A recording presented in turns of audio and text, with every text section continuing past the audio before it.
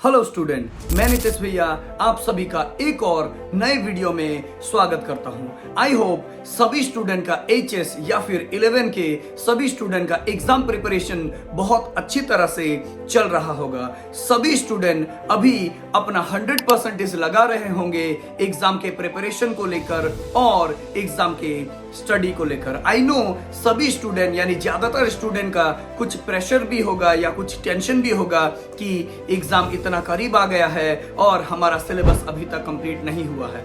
बहुत सारे स्टूडेंट तो इस समय इतने ज्यादा कंफ्यूज होते हैं कि उनको समझ में नहीं आता है कि कौन सा पढ़े और कौन सा ना पढ़े। तो आज के इस वीडियो में हम लोग इसी कंफ्यूजन को दूर करने का प्रयास करते हैं कि स्टूडेंट को थोड़ा सा मोटिवेट करने का प्रयास करते हैं कि एग्जाम से पहले क्या करे और क्या ना करे। तो आई होप आप इस वीडियो को पूरा देखेंगे और इस वीडियो से जितना हो सके आप नॉलेज लेने का प्रयास करेंगे और आपके एग्जाम का तैयारी में और थोड़ा सा ऐड अप करेंगे। यानी इस वीडियो को देखने के बाद आपको बहुत सारे पॉइंट्स समझ में आ जाएंगे कि एग्जाम के पहले हमें क्या करना चाहिए और क्या नहीं करना चाहिए। और एग्जाम का जो प्रेशर होता है वो हर एक स्टूडेंट के माइंड में होता ही है। कोई अच्छा पढ़ने वाला स्टूडेंट भी होता है, वो भी इस प्रेशर को लेता है और बाकी स्टूडेंट भी इस प्रेशर को लेते ही हैं। हाँ, उनमें फर्क ये होता है कि अच्छा पढ़ने वाला जो स्टूडेंट होता है वो कंप्लीट करने पर ध्यान देता है, यानी उसका सिलेबस कंप्लीट हुआ है कि नहीं, या वो पूरी तरह से एग्जाम हॉल में जाके पूरी तरह से आंसर्स को सही ढंग से पॉइंट्स के साथ लिख पाएगा कि नहीं या पाएगी कि नहीं। लेकिन बाकी स्टूडेंट जिनकी तैयारी अच्छी नहीं है उन लोगों का भी बहुत ज्यादा प्रेशर होता है इस मैटर को लेकर कि कौन सा क्वेश्चन आएंगे, क्वेश्चन हार्ड आएगा कि इजी आएगा। इस मैटर को लेकर भी बहुत सारे स्टूडेंट का थोड़ा टेंशन तो रहता ही है, जो कि नेचुरल भी है। इसी वीडियो में आज हम लोग समझेंगे कि एग्जाम के कुछ दिन पहले क्या करना चाहिए और क्या नहीं करना चाहिए, और अगर आपकी तैयारी अभी भी सही ढंग से नहीं हुई है तो क्या क्या टिप्स यानी क्या क्या पॉइंट्स को हम फॉलो कर सकते हैं जिससे आपकी तैयारी 10x बूस्ट हो सके। स्टूडेंट, मैंने पिछले वीडियो में ही आपको सजेस्ट किया था, आपको बताया था कि एग्जाम की तैयारी के लिए सबसे पहला स्टेप होता है आपके सिलेबस का कंप्लीट होना। यानी अगर आपका सिलेबस कंप्लीट नहीं है तो आपका कॉन्फिडेंट भी लो रहता है। यानी आपको आपके सिलेबस के बारे में, आपके नोट्स के बारे में सभी चीज एकदम क्लियर पता होना चाहिए, तभी आपका कॉन्फिडेंस थोड़ा हाई रहता है। तभी आप मन से भी ये सोच सकते हैं कि एग्जाम हॉल में आप कोई भी क्वेश्चन आए आप अच्छी तरह से उसे सॉल्व कर सकते हैं। लेकिन यदि आपका सिलेबस ही कंप्लीट नहीं है, आपको पता ही नहीं है कि कौन सा लेसन है, कुछ स्टूडेंट को तो ये तक नहीं पता होता है कि कौन सा लेसन है, कौन सा लेसन उनका आने वाला है, कौन सा लेसन इंपॉर्टेंट है, यहां तक कुछ स्टूडेंट को पता नहीं होता है। इसीलिए स्टूडेंट एग्जाम की तैयारी करने से पहले या एग्जाम की तैयारी करते समय सबसे महत्वपूर्ण जो बात होती है वो आपके सिलेबस को कंप्लीट करना होता है। और सिलेबस को कंप्लीट करके आपको पूरी तरह से नोट्स रेडी करके रखना पड़ता है, तभी आप पढ़ सकते हो और तभी आप अपनी तैयारी को ठीक ढंग से कर सकते हो। इसके बाद स्टूडेंट नंबर 2 पॉइंट में सबसे बड़ा बात आता है, आपको रिवीजन पे ध्यान देना होगा। यानी आप जितनी बार अपने नोट्स को, अपने लेसन्स को रिवीजन करेंगे उतना ही आपका मेमोरी स्ट्रांग होता जाएगा और उतने ही इंफॉर्मेशन, उतना ही डाटा, यानी सिंपल भाषा में, स्टूडेंट भाषा में, उतने ही नोट्स आपको याद रहेंगे। याद रखिएगा, एक बार, 2 बार या 3 बार पढ़ने से आपको वो चीज समझ में नहीं आएगा या आपको वो चीज याद नहीं होगा। आपको हर एक नोट को समझ के आपको बार बार रिवीजन करना पड़ेगा और एक टारगेट भी रखना पड़ेगा कि कोई नोट अगर आपसे नहीं हो रहा है तो आप दोस्तों से डिस्कशन कर सकते हैं या किसी सीनियर का सजेशन भी ले सकते हैं। इसीलिए स्टूडेंट फ्रेंड सर्कल में ग्रुप स्टडी करना या फिर किसी सीनियर के घर जाके अप्रोच करके, यानी उनसे सजेशन लेके उनसे कोई चीज को समझना आपके लिए फायदेमंद हो सकता है। अभी के समय में, इस समय में आपको पूरी तरह से प्रैक्टिस और रिवीजन पे ही ध्यान देना होगा। जिसका प्रैक्टिस और रिवीजन तगड़ा होगा यानी स्ट्रांग होगा, वो एग्जाम हॉल में या एग्जाम में बेहतर स्कोर कर पाएगा। इसीलिए आपको बार बार आपको रिवीजन पे ध्यान देना होगा। कोई नोट अगर आपको इजी लग रहा है या कोई शॉर्ट क्वेश्चन यदि आप इजीली कंप्लीट कर पा रहे हैं तो उसको छोड़िए मत, उसको बार बार आपको प्रैक्टिस करते रहना है। ऐसा लग सकता है कि ये नोट तो मुझे आता ही है, ये तो मेरे लिए इजी है, लेकिन यही सब नोट देखा गया है कि मतलब स्टूडेंट मिस कर देता है या उसको भूल जाता है वो उस पॉइंट को। तो आपका जो स्ट्रॉन्ग पॉइंट है या स्ट्रॉन्ग सब्जेक्ट है उसको भी आपको बार बार रिपीट करना होता है। स्टूडेंट क्या करता है, जो डिफिकल्ट चीज होता है, जो उनसे एकदम ही नहीं हो रहा है, उसमें अपना एफर्ट या उसमें अपना जो टाइम जाया करता है, लेकिन अपना स्ट्रॉन्ग पॉइंट ही वो खराब कर लेता है।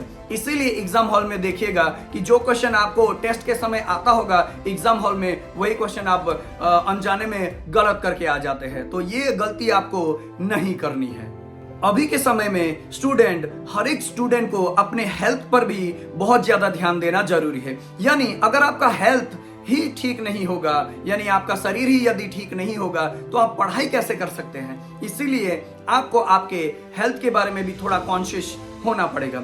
यानी बहुत सारे स्टूडेंट अभी शादियों में, बहुत सारे फंक्शंस में जाते हैं, रात भर रहते हैं, वहां पर टाइम स्पेंड करते हैं, ठंडियों में या गर्मी, उल्टा पुल्टा आपको खाना नहीं है ताकि आपका तबीयत खराब ना हो। ये भी याद रखना है, क्योंकि अगर एक बार आपका तबीयत, खुदा ना खास्ता एक बार अगर आपका तबीयत खराब हो गया या आप बीमार पड़ गए, तो आपका प्रिपरेशन, जितना भी आपने टाइम मनी ये स्पेंड किया था, मेहनत किया था, वो पूरी तरह से बेकार हो जाएगा। यानी आपके जो एग्जाम का प्रिपरेशन के, एग्जाम की तैयारी में आपका एक ब्रेक सा लग जाएगा, क्योंकि बीमार शरीर कतई कोई नया चीज नहीं सीख सकता। यानी अगर दिमाग ही खराब या शरीर ही खराब रहेगा तो आप अच्छी तरह से पढ़ाई नहीं कर पाओगे। इसीलिए इस समय में बहुत ज्यादा हेल्थ कॉन्शियस होना, यानी शरीर पर ध्यान देना बहुत ज्यादा जरूरी हो जाता है। तो एग्जाम के पहले ऐसा कोई चीज ना करे, बाहर ना जाए, ठंडा या चीज, कुछ जंक फूड या फिर बाहर का तला भुना चीज ना खाए।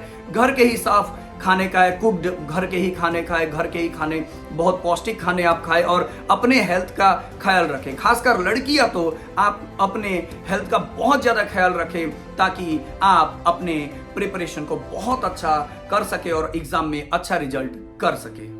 इसके बाद स्टूडेंट आपको एक और बात का इस समय ख्याल रखना पड़ेगा कि आप जितना हो सके डिस्ट्रैक्शन से दूर रहिए। यानी सोशल मीडिया, विभिन्न प्रकार के सोशल मीडिया, यानी व्हाट्सएप, फेसबुक, यूट्यूब इवन हो गया, ये वीडियो इवन आप यूट्यूब पर ही देख रहे हैं, फिर भी मैं आपको सजेस्ट करूंगा कि जितना हो सके सोशल मीडिया और मोबाइल से थोड़ा सा दूरी बना के रखिए, क्योंकि इंस्टा, फेसबुक, व्हाट्सएप ये सब आपको डिस्ट्रैक्ट करेंगे, यानी आपको सही ढंग से फोकस करने में मदद नहीं कर पाएंगे। इसीलिए एग्जाम के समय में मैं आपसे सजेस्ट करूंगा कि ये सब जो प्लेटफॉर्म है इसका कम से कम हो सके तो इस्तेमाल कीजिए। एकदम बहुत ज्यादा जरूरत पड़ने पर ही इसका प्रयोग करें, और मैं तो कहता हूं कि इसका प्रयोग इवन अभी बहुत ही कम कर दें ताकि आप आपके एग्जाम में फोकस रहें और अपना प्रिपरेशन जो है वो अच्छी तरह से कर पाए। क्योंकि क्लास 12 का एग्जाम एक स्कूल लाइफ का जो एग्जाम होता है वो एक आखिरी फेज का, यानी आपके स्कूली जीवन का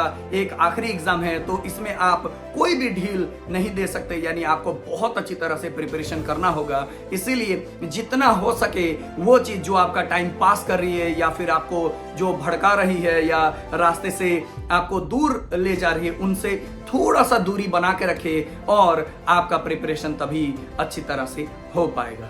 इसके बाद स्टूडेंट आपको जो काम करना है वो बहुत ज्यादा इंपॉर्टेंट है। आपको आपके हर एक सब्जेक्ट का, यानी इंपॉर्टेंट ब्रॉड क्वेश्चन 10-15 ठो जितना भी होता है उसको क्लियरली लिख लेना है। आपका नोट्स आपकी कॉपी में तो होगा, लेकिन कॉपी में सारा चीज मिक्स्ड अप होगा। यानी इसीलिए आपको कॉपी के फर्स्ट में या कॉपी के लास्ट में या कोई एक जेरोक्स पेज में भी आपको क्लियरली लिख लेना है कि आपके हिसाब से हिस्ट्री से, पॉल साइंस से, हिंदी, इंग्लिश या फिर एजुकेशन से या जो भी आपका सब्जेक्ट है उससे ये ब्रॉड क्वेश्चन इंपॉर्टेंट है। आपको क्लियरली लिखना होगा कि आपको लग रहा है कि कौन कौन सा ब्रॉड क्वेश्चन इस बार आ सकता है एचएस के एग्जाम में या 11 के एग्जाम में। जो भी क्लासेस के स्टूडेंट ये वीडियो देख रहे हैं तो आपको क्लियरली पता होना चाहिए कि कौन कौन सा ब्रॉड क्वेश्चन आपके लिए बहुत ज्यादा इंपॉर्टेंट है, और उसको लिखने के बाद, राइट डाउन, नोट डाउन करने के बाद उसको आपको एसेस करना है, आपको अपने आप से पूछना है कि ये जो क्वेश्चन दिया गया है ये मुझसे हो पाएगा कि नहीं। आप कोई डिल्यूजन में या आप कोई धोखे में मत रहिए कि आप कर लेंगे, आपसे हो जाएगा, ऐसा नहीं है। आप अपने आप से क्लियरली फेस टू फेस अपने आप से बोलिए कि ये क्वेश्चन मेरे से होता है कि नहीं। इसीलिए क्लियर पिक्चर बनाइए, क्लियरली कॉपी में लिखिए कि ये जितने भी क्वेश्चन हैं, या कोई नोट्स कॉपी में, आपके नोट्स कॉपी में 30 ब्रॉड क्वेश्चन है, तो उसमें से 10-15 तो आपके इंपॉर्टेंट क्वेश्चन तो होंगे ही, तो उसको आप लिख के रखिए कि ये जो इंपॉर्टेंट 10-15 जो क्वेश्चंस है ये आपसे हो पाएगा कि नहीं। तो इससे आपको आपकी तैयारी में ही कितना डेप्थ है, यानी आपने कितनी अच्छी तरह से तैयारी किया है, इसके बारे में भी क्लियर जानकारी मिल सकती है। इसीलिए ये बात आप लोग सब ध्यान रखें और इस चीज को जरूर फॉलो करें।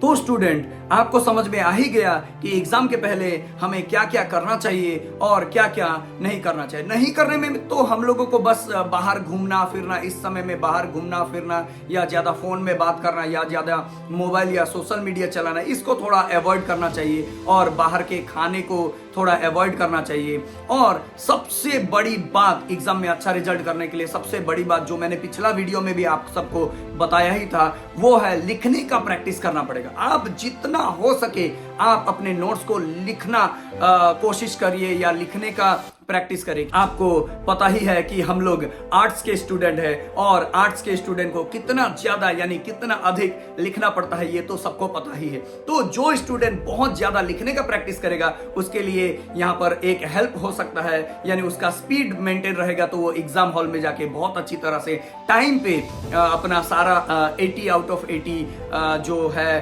क्वेश्चन आंसर सॉल्व कर पाएंगे। तो ये चीज भी आप ख्याल रखिए। और सबसे बड़ी बात, जो लेसन आपसे नहीं हो रहा है, यानी अभी एग्जाम के एकदम करीब जब हम आ गए हैं, तो जो लेसन आपसे नहीं हो रहा है, या किसी के कहने पर आप नया कुछ पढ़ने मत लग जाइए।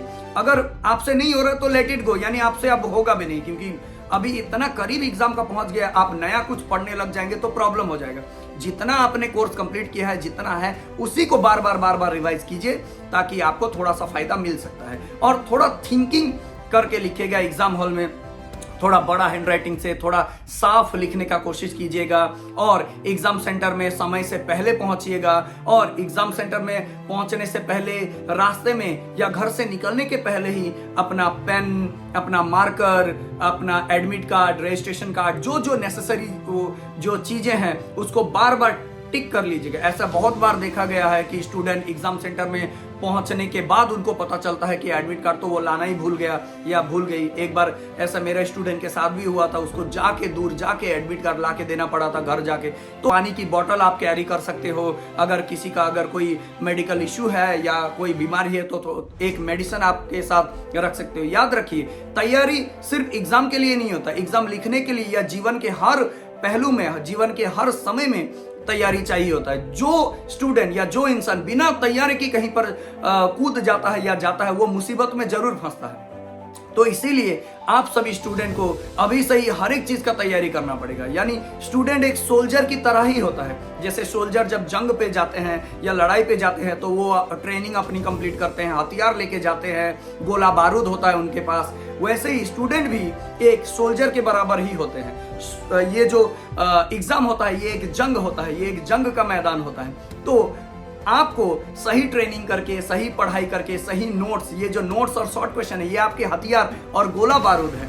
तो आपको एग्जाम हॉल में सरवाइव करने के लिए, एग्जाम हॉल में अच्छा रिजल्ट करने के लिए आपको सभी नोट्स, सभी शॉर्ट क्वेश्चन, सभी ब्रॉड क्वेश्चन आपको अच्छी तरह से क्लियर करके पढ़ के जाना पड़ता है, तभी आप वहां पर जाके बेटर परफॉर्म कर सकते हैं। तो आई होप मेरे सभी स्टूडेंट को मेरी ये कुछ सजेशंस समझ में आई होगी और आप इसको जरूर फॉलो करेंगे और आपका बहुत अच्छा रिजल्ट आप जरूर इस बार करेंगे।